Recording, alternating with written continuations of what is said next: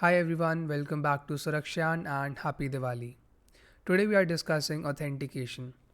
Authentication simply means proving your identity to an entity or an organization or a system. A very basic example is when you log in into your computer, you use your password, right? It is through your password that the computer identifies that it is you who is trying to log in, because ideally only you would know your password, right? So authentication in layman terms is simply a way of proving your identity, or a way for an entity or an organization to authenticate or to validate or verify your identity. For example, if there's an Instagram account, you would log in into your Instagram account using your username and password, and that password is how the Instagram identifies you as a user, because ideally only you should have access to your Instagram account's password, right? So in terms of AAA, every user that accesses a particular asset must authenticate themselves. They must prove their identity before they can access any particular asset.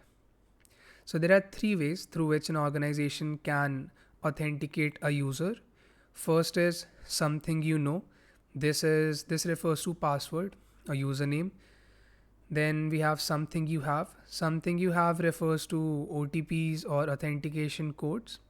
Something you are refers to biometrics. For example, your thumbprint, your face scan.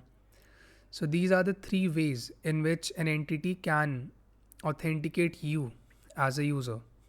So authentication can be of two types. Single factor authentication. This is where the authenticating entity, the entity which is trying to authenticate you, basically uses a single factor to authenticate. For example, if you're logging into your Instagram account and you only have to use your username and password to log in. So that's a single factor authentication. Why? Because you're only using something you know. But two factor authentication is where the organization authenticates you basis on or based on two factors.